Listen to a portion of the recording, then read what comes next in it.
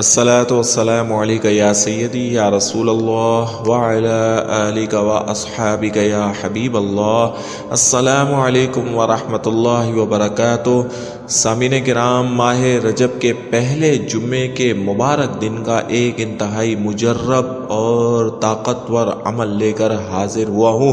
ایسے وہ تمام خواتین و حضرات جو رشتوں کی آس اور تلاش میں ہیں اور چاہتے ہیں اللہ رب العالمین غیبی مدد ان کے لیے بھیجے اور اچھے جگہ سے رشتہ آ جائے، اور دوسرا وہ لوگ جو ابھی تک بے اولاد ہیں، خالی گود لے کر بیٹھے ہیں لیکن اللہ سے نا امید اور مایوس نہیں ہیں، ان کے لیے بھی یہ وظیفہ انتہائی مجرب اور طاقتور عمل ثابت ہوگا۔ اس لیے آپ حضرات سے گزارش ہے، ویڈیو کو آخر تک دیکھیں، چینل کو سبسکرائب کر لیں، وظیفے کو سمجھ کر پڑھیں اور اس کے مجرب اثرات کو پالیں۔ اللہ کریم سب کے لیے آسانیاں پیدا کرنے والا ہے۔ سامعین کرام، ماہ رجب کے مقدس ایام ہمیں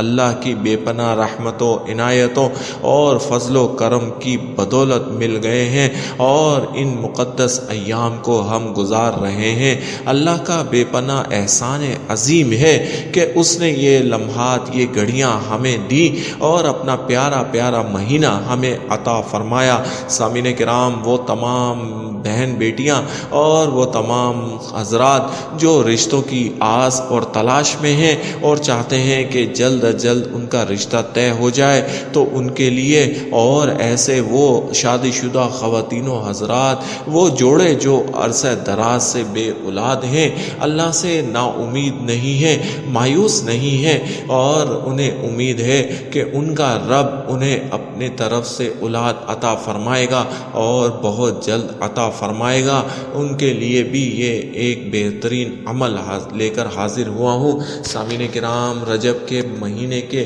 پہلے جمعے کو انتہائی فضیلت حاصل ہے۔ جمعہ ویسے ہی تمام دنوں کا سردار مانا جاتا ہے، اور مبارک مہینے کا پہلا جمعہ، اس کی کیا ہی شان ہے۔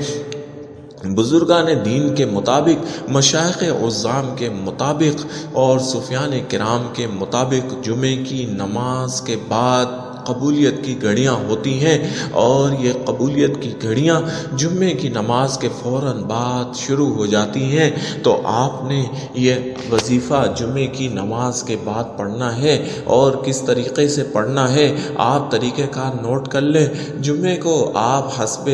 سنت آپ جو ہے غسل کریں، اپنے کپڑوں پہ خوشبو لگائیں،